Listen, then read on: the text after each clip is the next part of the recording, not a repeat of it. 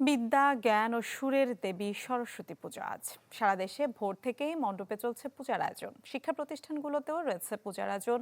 পুরোহিতদের মন্ত্র, উলুধ্বনি ও ঢাকের বাজনায় মুখরিত হয়ে উঠবে মন্দিরগুলো। জ্ঞানের দেবী সরস্বতীর চরণে অঞ্জলি দেবেন ভক্তবৃন্দ ও শিক্ষার্থীরা। এছাড়া হাতে খড়ির মাধ্যমে শিক্ষা জীবন শুরু করবে শিশুরা। এরপর বিতরণ করা হবে প্রসাদ। দর্শক, সরস্বতী পুজোর আরো খবর জানাবো।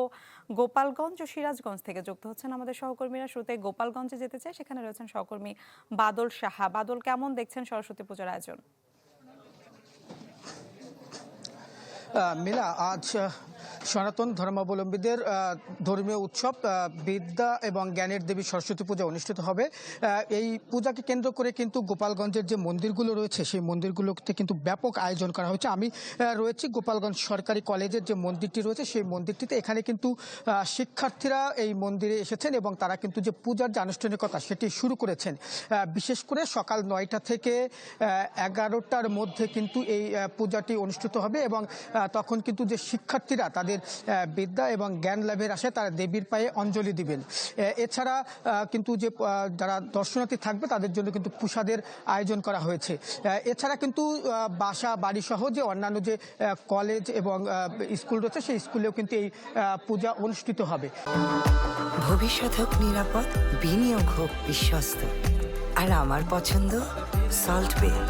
ওয়েলকাম টু সল্ট বে। এখন কিন্তু আসলে যে পূজার যে দেবীকে যে নৈবেদ্য যে দেওয়া হবে সেই জন্য কিন্তু যে ফল মিষ্টি সহ যে বিভিন্ন প্রকার যে খাদ্যদ্রব্য রয়েছে সেই বিষয় দিয়ে সেটি দিয়ে কিন্তু যে নৈবেদ্য তৈরি করা হচ্ছে এবং এটি কিন্তু যে পূজার সময় এটি কিন্তু দেবীর কাছে প্রদান করা হবে।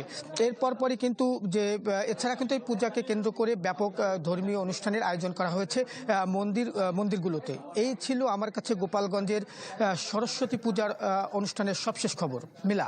বাদল, ধন্যবাদ আপনাকে। সরস্বতী পুজো ঘিরে সিরাজগঞ্জে চলছে দই মেলা, এ বিষয়ে জানবো সহকর্মী হিরক গুড়ের কাছ থেকে। হিরক।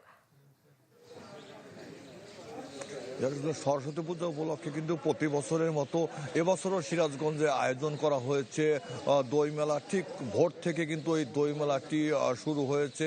যদি একটু দেখা যায় শহরের মুজিব সড়ক এলাকায় কিন্তু দীর্ঘ প্রায় 100 বছরের প্রাচীনতম একটি দই মেলা কিন্তু এই শহরে প্রতি বছর বসে এবং প্রতি বছর মাঘ মাসের শুক্লপক্ষের যে পঞ্চমী তিথিতে অর্থাৎ সরস্বতী পুজোর দিন কিন্তু এই দই মেলার আয়োজন করা হয় এবং এই দই মেলায় সিরাজগঞ্জের বিভিন্ন উপজেলা, বিশেষ করে বেলকুচি, এনায়েতপুর, শাহজাদপুর সহ বিভিন্ন স্থান থেকে যারা ঘোষ তারা কিন্তু তাদের যে উৎপাদিত দই নিয়ে এই মেলায় আসে। সেখানে খাসা, ক্ষীর খাসা, নিম খাসা সহ বিভিন্ন বাহারি রকমের দই কিন্তু এখানে পাওয়া যায় এবং সেখানে দাম কিন্তু 200 টাকা থেকে প্রায় 600 টাকা মূল্যের দই কিন্তু এখানে বিক্রি হয়ে থাকে। এবং আমরা দেখেছি যে ভোর থেকেই যে বিভিন্ন ঘোষরা তাদের যে হাতে তৈরি দই সেই দই কিন্তু নিয়ে এসেছে।